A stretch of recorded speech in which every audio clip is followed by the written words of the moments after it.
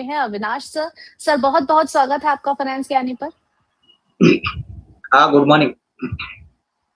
Sir बाज़ार जिस तरीके से चलता हुआ नज़र आ रहा है, एवरी मॉर्निंग जो है ऐसा लगता है कि गुड होती हुई तो नहीं नज़र आ रही है। अगर आप 1 दिन को छोड़ दें, परसों वाला दिन अगर हम छोड़ दें तो मॉर्निंग काफ़ी ख़ास अच्छी नज़र आ नहीं रही है 2 दिन से। आपका आउटलुक सर किस तरीके से बन रहा है मार्केट को लेकर के इस वक़्त? देखिए, मुझे लगता है कि बाज़ार में जिस प्रकार का अभी जियोपॉलिटिकल सिचुएशन चल रहा है, ये कहना उचित रहेगा कि बाज़ार ऊपर जाने में तो दिक्कत रहेगी, बट नीचे का लेवल अभी हम कहाँ तक जाएँगे? आई थिंक मैं कोई टेक्निकल एनालिस्ट नहीं हूँ, लेकिन मुझे लगता है कि देखिए अभी जिस प्रकार से एफआई की बिकवाली हो रही है, तो एक तो रुपया पे प्रेशर है, रुपया पे प्रेशर आता है तो डेफ़िनेटली वो एक फैक्टर रहेगा मार्केट के ऊपर नेगेटिव। और दूसरा ऑयल की प्राइस अभी $100 टच कर दिया है। अगर मान जी। के चलिए मार्च एंड तक ये वॉर खत्म नहीं होती, अप्रैल-जून तक जाता है, तो मेरे ख्याल से डाउनसाइड और भी गहरा सकता है। मेरे ख्याल से ऑलरेडी हमको पता है कि जो एविएशन सेक्टर है, ऑयल मार्केटिंग कंपनीज़ है, जो भी मिडल ईस्ट से कनेक्टेड है, क्रूड ऑयल से लेके, आई थिंक डेफिनिटली मार्केट में थोड़ा-सा एक नेगेटिव रुझान ही आपको देखने को मिलेगा। तो मेरे ख्याल से देखिए अभी तो अ, जितना हो सके उतना मेरे ख्याल से बाज़ार से थोड़ा-सा कॉशियसली ट्रेड करें। क्योंकि अगर बाइंग सपोर्ट आता नहीं है एफआईएस से और मेरे ख्याल से कि क्रूड का मामला थोड़ा लंबा चलता है, तो 23,500 एक लास्ट सपोर्ट है। इसके बाद अगर मार्केट गिरता है, तो थोड़ी-सी और गिरावट आ सकती है और इसलिए मैं कहूँगा कि खरीदने के लिए मौके आपको बाद में ज़रूर मिलेंगे, कोई जल्दबाज़ी अभी करने की ज़रूरत नहीं। सर आपके पास मैं आना चाहूँगी। हम आपसे समझना चाहेंगे सर कि आपने क्रूड ऑयल को भी यहाँ पर मेंशन करा था। 2022 के बाद हमने देखा है कि सबसे ज़्यादा प्राइसेज़ हाइक यहाँ देखने को मिले, 115 के ऊपर देखने को मिला था। उसके बाद यहाँ पर भी काफ़ी ज़्यादा वॉलेटिलिटी बनी हुई है और अगर कतर की तरफ से अगर जो एलपीजी का सप्लाई चेन का जो दिक्कत चल रहा है, वो भी एक बड़ा कॉन्स्टेंट बना हुआ है। ऐसे में हम किस तरीके से सर इन्फ्लेशन को देख रहे हैं? नहीं, इन्फ्लेशन तो बढ़ने के चांसेस काफ़ी है क्योंकि देखिए क्रूड ऑयल की बात करें तो अभी जो ईरान में युद्ध हो रहा है ऑलमोस्ट 20 मिलियन बैरल्स अभी सप्लाई शॉर्टेज से निकल गए हैं। हालाँकि देखिए ऑयल जो ओपेक जो उनका इंडस्ट्री एसोसिएशन है, उन्होंने बोला हम थोड़ा ऑयल और छोड़ेंगे, लेकिन 20 जी। मिलियन की भरपाई इमीडिएटली करना ज़रा दिक्कत की बात होगी और दूसरा एलपीजी को लेके देखिए इंडिया 60% एलपीजी इम्पोर्ट करता है। ऑलरेडी होटल सेक्टर में अभी बातें चल रही है कि मेरे ख्याल से हफ्ते भर का या 15 दिन का एलपीजी इनके पास है। तो कहीं न कहीं इन्फ्लेशन बढ़ेगा और इन्फ्लेशन अगर बढ़ता है तो वो मार्केट के लिए हमारे लिए नेगेटिव हो सकता है, क्योंकि इन्फ्लेशन मार्केट को बिल्कुल पसंद नहीं होता। अगर थोड़ा वही इंक्रीज़ होता है, तो कहीं न कहीं मेरे ख्याल से किसी को तो ये जो इंक्रीज़ कॉस्ट है भुगतना पड़ेगा। अभी फिलहाल तो सारी ऑयल मार्केटिंग कंपनीज़ को कहा गया है कि पेट्रोल, डीज़ल की कीमतें बढ़ाना नहीं है। बट किसी को तो ये लॉस भुगतना पड़ेगा और उसी लिए मैं कह रहा था कि मार्च एंड तक ये मैटर सब सॉल्व होता है, तो ठीक है, अदरवाइज़ अप्रैल-जून में अगर आप इस मैटर को आगे देखोगे, तो डेफ़िनेटली मार्जिन्स इन कंपनीज़ के लिए काफ़ी नेगेटिव होंगी, इन्फ्लेशन भी बढ़ सकता है। तो मेरे ख्याल से April to June quarter will be very crucial for the market going ahead. Avinash sir, आपसे भी हम ज़रा समझना चाहेंगे जिस तरीके से हमें पूरे बैंकिंग सेक्टर में जिस तरीके से सेलिंग प्रेशर देखने को मिला है एंड सेम विद एनबीएफसीज़, इस पर आपका आउटलुक क्या है?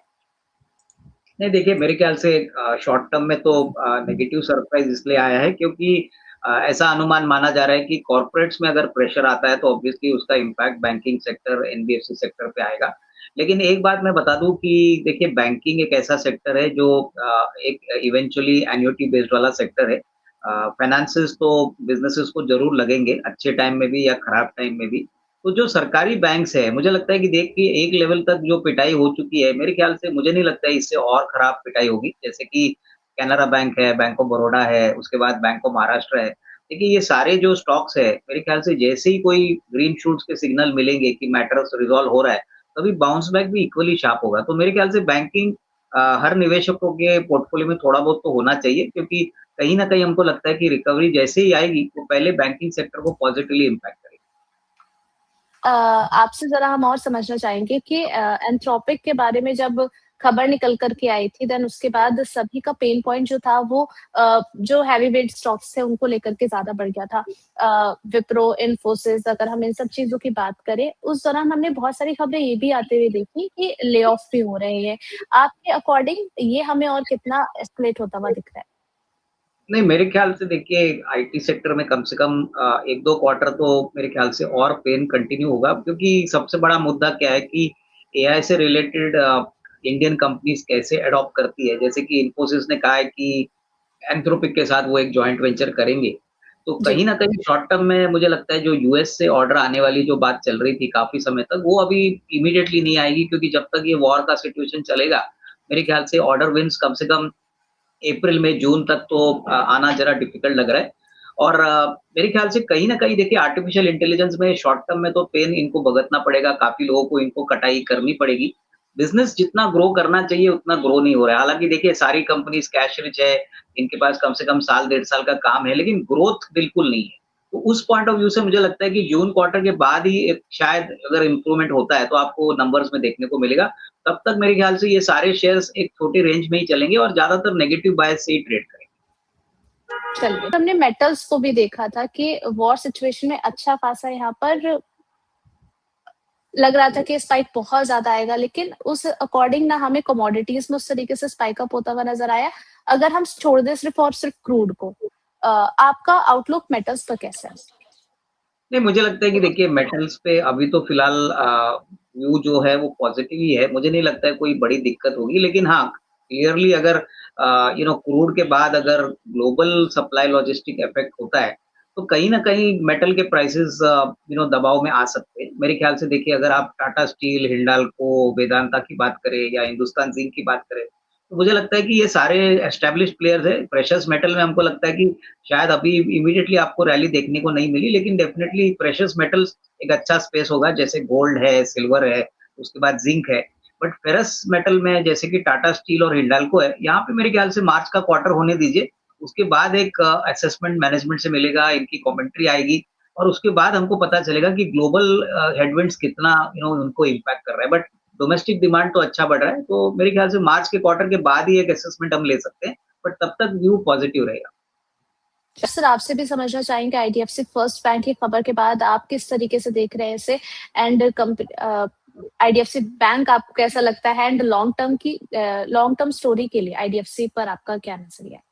देखिए, मेरे ख्याल से ये बैंक का बिज़नेस भरोसे का होता है और इन इस बैंक में 2 इंसिडेंट्स हो गए हैं।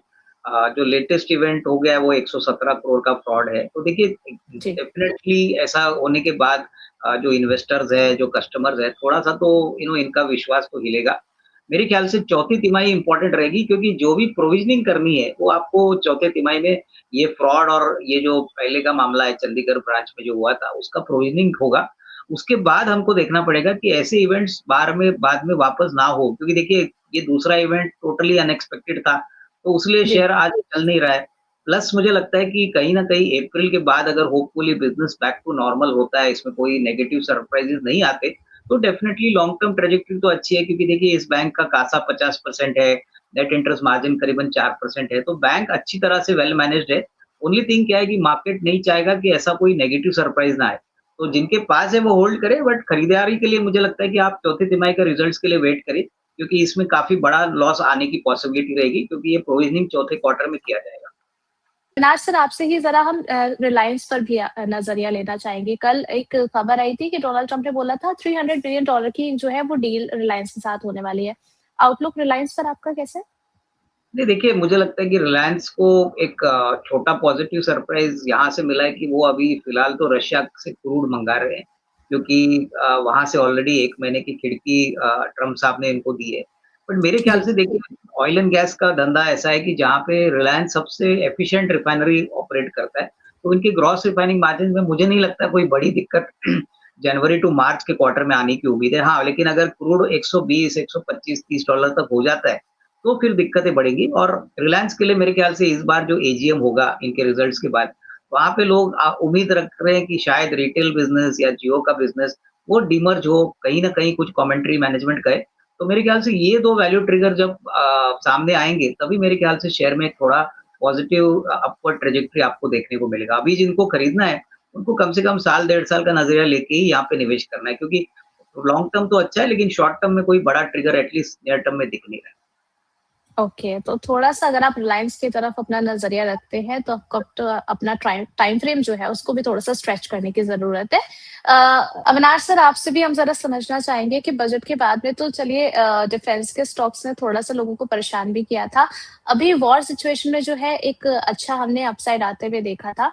पारस डिफेंस में भी। कौन-कौन से ऐसे स्टॉक सर आप समझते हैं जो कि पोर्टफोलियो में होने ही चाहिए? नहीं, मेरे ख्याल से देखिए गर्मियों का सीज़न है, तो लोग कोल्ड ड्रिंक पीना छोड़ेंगे नहीं। तो वरुण बेवरेजेज़ मुझे लगता है कि काफ़ी अच्छा परफ़ॉर्मेंस दिखाने का पोटेंशियल रखता है क्योंकि देखिए पिछले साल ठंड ज़्यादा थी, बारिश ज़्यादा थी, तो इनका सीज़न थोड़ा इफ़ेक्ट हो गया। और दूसरा मैं कहूँगा कि जो हॉस्पिटल वाले जो स्टॉक्स हैं, जैसे अपोलो हॉस्पिटल है, यथार्थ हॉस्पिटल है, देखिए इनका बिज़नेस तो वॉर से कोई इम्पैक्ट रखता नहीं है, क्योंकि इनके लिए it will be business as usual. उसके बाद आप अगर ऑटो सेक्टर की बात करें, तो मुझे लगता है कि देखिए महिंद्रा है, अशोक लेलैंड है, उसके बाद टू व्हीलर में हीरो मोटरकॉर्प है, तो ये सेक स्टॉक्स काफ़ी स्ट्रॉन्ग है। टेलविंड्स भी काफ़ी अच्छे हैं, तो ऐसे स्टॉक्स में आप एसआईपी करिए। बाज़ार में किसी को भी पता नहीं कि कितना नीचे बाज़ार जाएगा, तो उस पॉइंट ऑफ व्यू से पूरा कैपिटल एक साथ एलोकेट मत करिए, थोड़ा-थोड़ा टुकड़ों में खरीदिए और मुझे लगता है कि जैसे ही वॉर खत्म होने के सिग्नल आएँगे, आपको ये सारे स्टॉक्स में एक अच्छा रिबाउंड देखने को मिलेगा। अगला साल तो इनके लिए अच्छा रहेगा ही, बट इमीडिएटली मेरे ख्याल से बाउंस बैक भी काफ़ी अच्छा होना चाहिए। तरफ हम देख रहे हैं कि गैस सिलेंडर महँगा हो गया, तो चाय की टपरी के प्राइसेज़ भी बढ़ गए हैं एंड सेकंड थिंग इज़ कि कोल्ड ड्रिंक और इन सब की बिकवाली भी तेज़ है। ऐसे में हमने देखा बहुत सारी ऐसी एसी बनाने वाली कंपनीज़ हैं, उनके शेयर्स में भी अच्छा खासा जंप आते हुए देखा। राजू सर ने भी यहाँ पर मेंशन किया था। ब्लू स्टार है, वोल्टास है। कौन-कौन से ऐसे सर शेयर्स हैं जिनको हम शॉर्ट टर्म के लिए फिलहाल खरीद सकते हैं इनमें से? देखिए, मेरे ख़्याल से जो गर्मियों का सीज़न वाली कंपनियाँ उसमें एसी तो आएगा, एसी, कूलर वाली कंपनीज़ आएगी। जो कंपनीज़ एयर कंडीशनिंग कंपनीज़ को भी आउटसोर्स करती है, वो भी इम्प्रूव होगी जैसे कि अंबर एंटरप्राइज़ेज़ है। तो मुझे लगता जी। है कि देखिए अप्रैल टू जून का क्वार्टर के बाद ही मेरे ख़्याल से थोड़ा-सा एक अपसाइड पोटेंशियल देखने को मिलेगा। क्योंकि पहले तो हो सकता है कि तब तक वॉर खत्म हुआ होगा। दूसरी बात मेरे ख़्याल से अप्रैल टू जून के क्वार्टर में ही आपको ये नंबर्स फैक्टर इन देखने को मिलेंगे क्योंकि जनवरी टू मार्च का सीज़न में मुझे नहीं लगता है कोई बड़ी अपसाइड आएगी, क्योंकि अभी तो पूरा फाइनेंशियल ईयर खत्म नहीं हो चुका है। बट कहीं न कहीं अप्रैल टू जून के बाद मान के चलिए जुलाई-अगस्त तक कोई 3-4 महीने का भी व्यू लेके काम करता है, तो ये एक सेफ बेट हो सकता है, क्योंकि सारा मार्केट जानता है कि ये साल एसी कंपनीज़ के लिए बहुत ही अच्छा होगा बिकॉज़ वॉल्यूम ग्रोथ बहुत तेज़ी से बढ़ा है। और कहीं न कहीं देखिए डोमेस्टिक वाला सेक्टर है, तो उसमें और भी एक अच्छा पॉज़िटिव बात है कि इनका कोई लेना-देना नहीं है क्रूड ऑयल के प्राइस से। तो वो जी। डेफ़िनिटली एक बड़ा डिमांड ट्रिगर रहेगा। चलिए, ठीक है। सर आपके पास हम ज़रा समझना चाहेंगे कि मेटल पर हमने आपका नज़रिया जाना था। यहाँ पर हमारे एक दर्शक और हैं। ये हिंदुस्तान कॉपर पर जानना चाह रही हैं कि यहाँ पर इन्होंने बाय किया हुआ है। क्या हिंदुस्तान कॉपर अभी भी होल्ड करके रखा जा सकता है? हाँ, बिल्कुल देखिए हिंदुस्तान कॉपर कंट्री का सबसे बड़ा कॉपर प्लेयर है और जिस प्रकार से डिमांड अभी टेलीकॉम सेक्टर से आ रही है, अभी तो आर्टिफ़िशियल इंटेलिजेंस से डेटा सेंटर का भी जो डिमांड आएगा, कहीं न कहीं देखिए कॉपर एक बहुत बड़ा इंग्रीडिएंट है और मैं समझता हूँ कि सोना और चांदी के बाद कॉपर ऐसा एक मेटल है जहाँ पे अच्छी तेज़ी आपको देखने को मिलेगी। बट नज़रिया थोड़ा-सा मीडियम टर्म रखिए क्योंकि देखिए ऑलरेडी काफ़ी चढ़त यहाँ पे ऑलरेडी हो चुकी है। तो आपका अगर नज़रिया 6-12 महीना है, तो डेफ़िनेटली यहाँ पे निवेश का जो आपका ऑलरेडी होल्डिंग है, वहाँ पे निवेशित रहिए, क्योंकि नंबर्स 27 के लिए भी काफ़ी अच्छे आने की उम्मीद है। तो यहाँ पर आप बिल्कुल होल्ड करके रख सकते हैं हिंदुस्तान कॉपर को। Thank you so much Avinash sir. अब आप लोगों से मैं ज़रा एक वोटिंग रिजल्ट पर और नज़रिया लेना चाहूँगी। यहाँ पर एक सवाल हमने लिखा था अपने पोल क्वेश्चन पर कि आज किस शेयर में ट्रेड लेना पसंद करेंगे? Wipro, IDFC first bank, Ashoka Leyland या फिर केईस इंटरनेशनल? सबसे ज़्यादा अविनाश सर आपका क्या नज़रिया है नहीं इस देखिए, वोटिंग मुझे रिजल्ट लगता पर? है कि जो शेयर्स आपने बताया उसमें केईसी इंटरनेशनल मुझे लगता है कि काफ़ी अच्छा विकल्प है। देखिए ऊपरी लेवल से ये शेयर काफ़ी टूटा है और पावर से रिलेटेड कोई भी कंपनी हो, मुझे लगता है कि आने वाले 6-12 महीने में पावर एक बहुत आउट परफॉर्मिंग वाला सेक्टर रहेगा। ऑलरेडी इनकी ऑर्डर बुक बहुत स्ट्रॉन्ग है, ये India as well as export market में काम करते हैं। तो देखिए ये ऊपरी लेवल से 850-900 रुपए से करीबन ₹550 तक आया है। तो ये एक अच्छा विकल्प हो सकता है। मेरे ख्याल से अगेन शॉर्ट टर्म के लिए नहीं, अगर नज़रिया आपका 3 से 6 महीना भी है, तो इसमें एक अच्छा रिस्क रिवॉर्ड बन सकता है। चलिए ठीक है, तो यहाँ पर कई सारे ऑप्शंस आप लोगों के साथ हमारे गेस्ट ने शेयर करे हैं। थैंक यू सो मच एक बार फिर से अविनाश सर